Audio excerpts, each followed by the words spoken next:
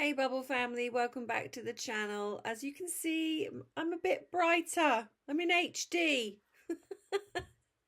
So I'm going to be up close and personal with you guys. So yes, I listened to you. I listened to you, Bubbles. I will say though, this is about the fifth attempt to do this video because something keeps going wrong.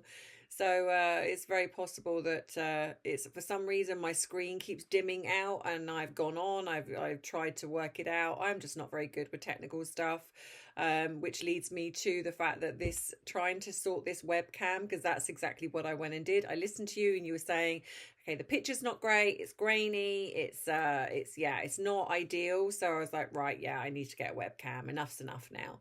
So I did. I went and got a webcam. And yes, before anyone says, which I say every time, I will put the timestamp for the waffle if you want to ignore that. It will be in the description box. But for any of you that missed the timestamp or I forget to put it on, just go to the intro video that I always do and go after that, and that is when the video is going to start. Because I like this bit. I like this bit because it feels like I'm talking to you guys. It feels like, I'm, having a chat with friends, even though I'm talking to myself. But you get what I mean. So yeah, so I went and got this webcam and I thought, right, okay, I can do this. So I set it all up and I was like, why is it not working? What is going on? I'm like taking it apart, looking at it, looking at the instructions. I was like, I don't get it. I don't get it. What the flipping heck is going on here? Why? And I'm proper sounding like a big baby at this point. I'm like, I'm like, why does these things always happen to me? Why is it always going wrong? Just to add to my frustration today. So yeah, so I'm carrying on with this webcam and I literally wanted to throw it. I was which is ironic considering this week I am going to be doing a video on anger. I could have done with a bit of that. And then I'm like, just as I'm literally about to kind of go, I don't know. I really don't know. Tristan, Kyle, please help me. I was like, oh, you idiot. There is a little flip thing down at the front which protects the webcam, so it stops like if any hackers go on. You have to flip that up for the camera to actually work, and it was down and I just didn't see it. I was looking at it thinking that was just the camera, and yeah, all I had to do was flip this up and then the camera come on, and it was a bit like, whoa, that's in your face. That's a bit up close and personal. But yeah, and I was just sitting there kind of going, do I confess this or do I not? And I was like, no, because I know there'll be many of you out there that will sympathize with me and the fact that I'm a complete technophobe. I'm very determined and I don't like asking for help. But sometimes even I have to kind of go, oh, you really are such so bad. So yes, so this is the result and it does look a lot clearer, although I will say again, I can see how crooked my picture is, and I don't know what is going on with that picture. I feel like it's straight and then I get on the camera and it looks wobbly. So I feel, yeah, I don't know what is going on there either. So yes, so in today's video, so this week it is going to be about Harry. I'm going to be doing a long video in regards to Prince Harry, his behaviour. This one today is going to be about his childhood leading up to the death of his mother and around that time. And I'm also kind of doing this in a therapeutic perspective to maybe hopefully help anyone that perhaps has a young child that is going through similar behaviours, and kind of using Harry as a reference. And I feel that going forward, that possibly is going to be what I'm going to do. Whenever I talk about anger, whenever I talk about things, I'm actually going to draw on a celebrity to give an example of what this might look like. Because as always, trying to create this channel to be something that people want to look at. I have noticed that when I do my therapeutic videos, they do not get the views that I would like. to help people. So perhaps I'm thinking if I bring in a celebrity element to each of them, then perhaps that might then draw in or catch people's eye enough to want to come on and have a look. So that is the plan. So yes, so by now you should know what to do. Grab your drink of choice, whether it be tea, whether it be coffee. And in today's bubble mug, it is coffee. Because I live, eat, no, I live, drink, breathe coffee. I know I shouldn't, but I do. Whether it is a shot of wheatgrass, because I will tell you that is also something else I have started doing. I've decided I'm going to try and be super healthy. Just ignore the fact that I'm drinking coffee. And I have a shot of wheatgrass in the morning with some cayenne pepper. It's supposed to be very good for the metabolism. It's supposed to be very good health benefits. And I really hope it does something, because it tastes vile. Not only is it a horrible colour of green, because obviously it really does look like grass, and it kind of tastes like grass too, with a bit of a kick to it. I have to hold my nose. I don't like it at all. I might have to see if I can maybe mix it in something else. I don't know, but it's just ugh. But I'm hoping I'm going to give it some time, and I'm hoping that it's going to do some amazing health benefits for me.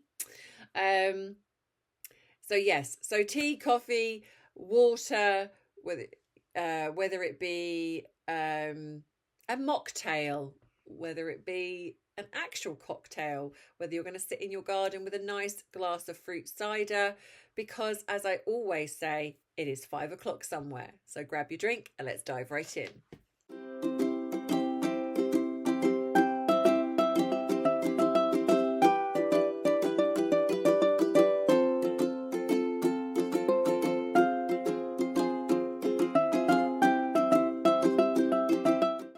Bubbles today, Harry, yes. So when I look at Harry's behaviour, like as a child, I don't see anything that,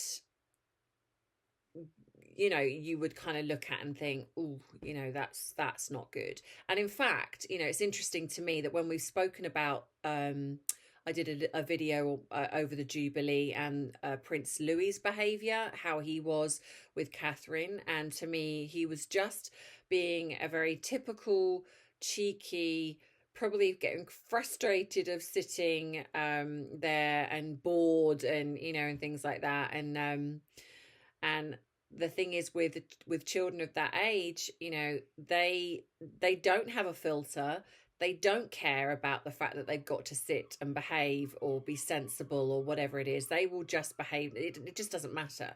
And I kind of see the same sort of behavior in Harry. He didn't really care that he was, he's a prince and he's supposed to be, kind of a sensible, and he's quite a precocious little lad. He's a typical kid of his age, in a way of that kind of temperament, would you like? Because obviously, you also have children that are quite quiet, which I think kind of Prince William is very much more that way. So I think you got two polar opposites here. So I think that Prince Harry's behaviour is very kind of similar to Prince Louis. We've seen the photographs and the videos where he's sticking his tongue out in the car, or he's pulling like cheeky faces and probably running rings around his mum and his dad, and at that age it's all cute. And so I found it quite amusing when the squad started critiquing Prince Louis's behaviour, and yet it doesn't enter their brain to think, oh, actually Harry was exactly the same. Because it's any kind of, to criticize, Catherine and William. So looking at this behavior, I wouldn't say that there was anything that to be alarmed at, but I will say this, that when you have a child with this type of behavior, unless it's along the realms of a behavioral issue, like you can have like developmental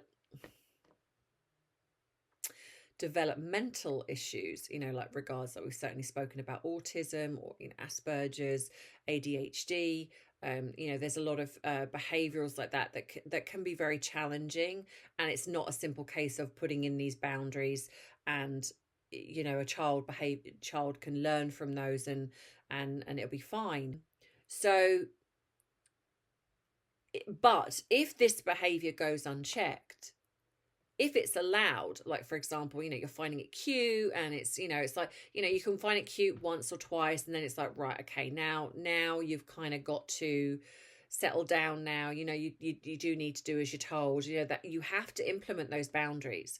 And I do wonder, when I've looked at video footage, if those boundaries were not being implemented as much with Diana. I feel that perhaps they were a little bit with Charles, but he seemed to be, he's a little bit more, it's almost like you see the loving side. Now, I'm not saying that Prince Charles wasn't loving, but it's almost like he has that kind of stoic, almost aloofness that you sometimes see in the Queen. Now, behind closed doors, it could be very different. There's certainly been reports of, him being quite trying to be a very loving father. But I think when Charles and Diana were together, you would have had this slightly dysfunctional relationship because the problems were starting to show.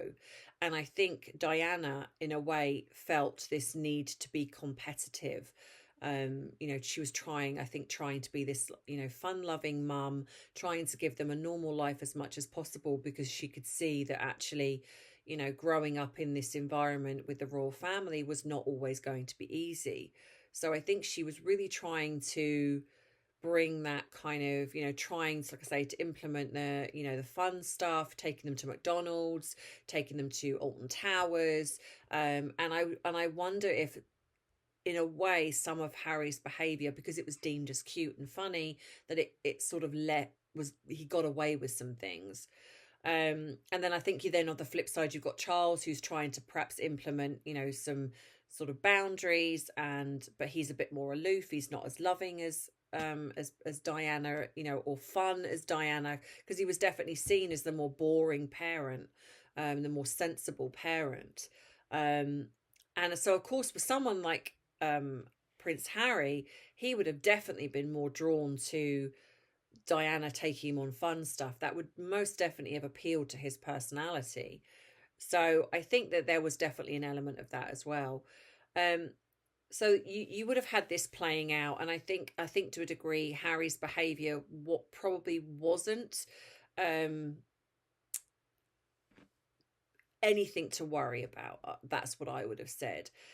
Now, the unfortunate thing is, as this progressed, and at 12 years of age, he then loses his mother. And not only just loses his mother, it's kind of, in a way, a lot worse, because she's in the public eye. And he's already spoken out in an interview saying that he was very resentful of the public grieving his mother, because he's like, they didn't know her. And we'll get to that in a later video. And this is a pinnacle point age, if you like, because up until 0 to 7 is when, if anything happens, like, they're like little sponges, they absorb. That's why, nature versus nurture, why it's very important in the beginning for that relationship, especially with parents or people that are caregivers, or certainly because I don't want to say that it has to be a parent, but it's someone in your life that's really kind of parental figure. It's very important, that relationship. And if something goes slightly wrong there, it can have a massive impact. So what you then have is, like, between 7 and usually 7 and 13 is when they're starting to really develop their kind of autonomy, their sense of self. So if behaviors have gone unchecked, if there's been any trauma, then it will start to come out in behavior. Now, what I would say at this point is that there wasn't really, that I could see any real issues, aside from Harry just being pretty much a normal, privileged young man. There was maybe elements of being a bit spoiled, but for the most part, nothing that I could see that would be a terrible worry. But the unfortunate thing is, at the age of 12, right before developing, as he starts to develop into being a teenager, he has a huge trauma. So, people have said to me, how much of an impact would this have had? And I would have said, yes, it would have had an absolute devastating impact. I mean, it's difficult enough losing a parent at any time, but to lose a parent just as you're hitting puberty, when everything is kind of going haywire anyway, and to lose such a pinnacle figure as a mother, it would have been absolutely, traumatic, not even on a conscious level, but most definitely on a subconscious level. Because then what you've got then is the fact that you're being, in a way, told, which I believe was kind of, when you're walking behind that coffin and you've got to hold it all together, you could, and for a lot of people, seeing this happen would have been, it's heartbreaking enough, but watching Harry walk behind this coffin, as a 12-year-old, boy, this would have also been devastating. So you've got kind of layers of trauma here, and then you've got the fact that, and I will sort of mention Prince William, would have then possibly taken on the role of being the older brother. So even though he's also going through this trauma, that would have been, his feelings probably would have been put to one side, because A, he's being groomed to be the future king, and B, he's aware that his younger brother is going to be deeply sad. So that would have kicked in, that kind of older brother would have kicked in. But then you've also got the fact that there would have been some, especially with Harry as well, there would be some residual, there would be anger. He's going to go through all the stages of grief like everybody else, but as a 12-year-old, he wouldn't know what was going on. He wouldn't be able to also, necessarily articulate, because you're being told to be strong. The message being received is, be strong behind that coffin, walk behind that coffin, do not cry, just hold it together. You can cry behind closed doors, but not as you're walking behind, your mum's coffin. And then seeing the footage of thousands and thousands, probably millions of people crying around the world, and the message you're getting is, don't show it, don't cry, be strong. And I think that's such a damaging message to send to anyone, let alone a young 12-year-old boy. So this would have most definitely started to shape what was happening for him. And so then this would have kind of, in a way, been just festering. Whenever I work with clients, I talk about this kind of, it's almost like a subconscious script that runs underneath. We all have one, whether it is, I don't feel loved, I don't feel wanted, I don't feel confident, and there'll be a reason why. And a lot of that is shaped from our childhood. So with Harry, all of this would have been laying there, kind of waiting. Now, obviously he says later on that he got therapy, he did have therapy, but I don't believe that he had therapy at a young age. It's possible, but I can't find any accounts of him. But he might have spoken to somebody. But it's very possible that he would have clammed up, this message of kind of, you've got to be strong. It's very possible that would have, he would have just clammed up and not spoken at all about what had happened.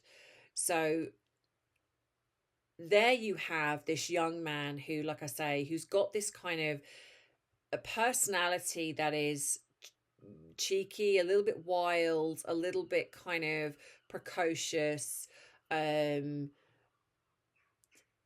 bordering on, rude. If he was older, it would come across rude, but as a young lad, it's cheeky, it's cute, so it's kind of, he's got that kind of personality. And then to experience the death of his mother at such a young age, like I say, is traumatic enough for anybody. And I think in this particular video, I'm not speaking badly about him, because at this point he's a child, and I think it is it really is down to the adults around him at this time to protect him and protect William, because William was also young. And I think in a way, I'm not going to say it was worse, because obviously they both would have gone through their own experiences. But I most definitely think for William, like I say, he would have not only been grieving the loss of losing his mother, but also he's old enough to understand that things were not great between his father and his mother. He would have been old enough to have recognized that his mother was also quite damaged at this point. There was a lot going on for her, because there was definite kind of there's been articles about the fact, that he sort of looked after her, and so he would have seen a lot of what was going on that would have led up to what this happened. And then not only that, he's trying to protect his younger brother, and probably more, he's got feelings like with regards to his dad and the fact that he's going to be the future king. So he would have had all of that going on as well. So it really, with Harry, it was just kind of about himself. It's about, and he would have been, had that kind of protection from Charles. And I think, unfortunately, this is perhaps where Charles went wrong, was he allowed, probably then, because Harry probably then would have started acting out. So he then would have started probably being quite angry. This is very common with grief. Really kind of expressing his frustration vocally, even hitting out, or I'm not saying he did, but this is also quite common. Just really showing this kind of aggression, because he's an angry young man. So I think at this point, it's very possible that Charles would have let a lot of things slide, because in his mind, he's kind of saying, this is acceptable, this is okay, he's just lost his mother. And he possibly didn't even know how to deal with it himself. So, he possibly either, let other people deal with it, or he just didn't know how to deal with it, because he's also going through his own stuff as well. But I don't know, but it's like I say, it's very common to behave that way. And I'm not going to speak badly about Harry in this particular video, because like I say, he was a child, and I don't feel that at this point there's any responsibility as a child in how to deal with losing your mother at such a young age. But I would say that this is where potentially the adults around Harry allowed certain behaviours to go unchecked, because they were of the excuse, well, he's lost his mum, he's going to be angry, which he is. But that would have been the point when he really would have needed outside help, and someone that would have been able to deal, it's not just a therapist that works with grief, but it's a therapist that works with grief and children that perhaps are also high profile, because this isn't a normal situation. So yeah, up until this point, and as a parent of anyone, if you are dealing with a child, if there has been this type of grief in your family dynamic, and you are dealing with this kind of behavior, your child has gone from being relatively okay to now really acting out, very angry, even being aggressive towards other siblings, anything along those lines, get outside help, because sometimes you might think it will pass, and it might, but it also might not. So if it's starting to escalate and you feel that you're not able to reason with your child isn't willing to talk to you, they're being quite closed off with you, then get outside help, get a professional, because they will be able to help you with your child. Because what will be happening is your child would just not be able to articulate the hurt and the pain that is going on for them. They might say, I miss mummy, or I miss daddy, or whoever it is, but that won't change what's going on for them, because there'll be a lot of things. It could be that they feel guilty. Harry might even have had, I feel guilty, because he would still be able to articulate and understand that perhaps he was rude to his mum the day before or something along those lines, and he would start feeling bad about that. So that would manifest, and it would you know, create this anger to come to the surface. Or, you know, you may have a child that completely shuts down and withdraws, because it goes one or two ways. Usually with a personality like Harry, it tends to be more vocal, and it tends to come out in kind of either microaggression or aggressive behavior towards themselves. This is when sometimes self-harming can develop. I know a lot of children, they start biting themselves because they're not able to deal with their emotional responses and articulate how they really feel, and sometimes not even understanding how they feel.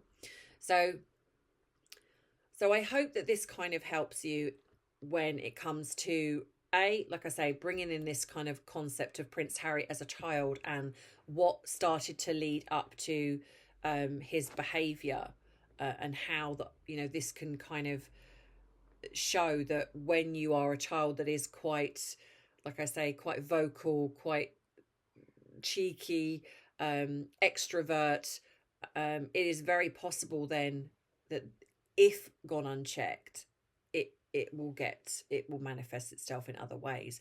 And perhaps if his mother was around,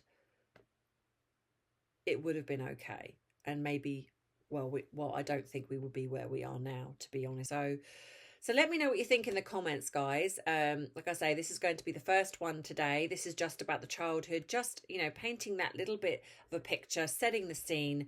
But I think this is also, you know, a good week to be talking about anger, which I will be doing in these various videos, to help you understand the different types of anger that can come out, why they can happen, and how you can work through those. Now, obviously, this is a child, so this would be about you getting the child some help, because this is going to be something that will keep developing most of the time if gone unchecked. If you keep making excuses for behavior, because even though you can understand it, it doesn't mean to say that you accept it. It's like there are healthier ways to deal with your anger. So if your child is experiencing any of those and you don't see it getting any better, please, you know, go find someone to talk to get that outside help for your child before it gets any worse. So thank you as always. Thank you to the people who have joined the membership. I hope that you can understand how to do that now. It is right by the description box. It says join. So it is $2.99, and you can join up to be a member, where you will get your name on the member board, which I will do at the end of every video.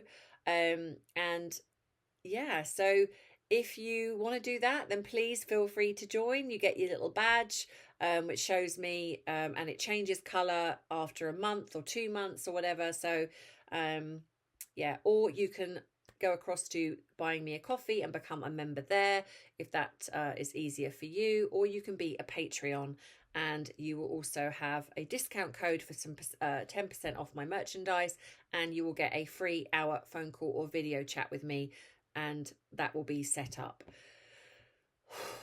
That's it. So have a great rest of the day, guys, and I will see you in tomorrow's video, where I will do the next installment in Prince Harry and anger. So love you all, and I'll speak to you then. Take care, Bubble family. Bye.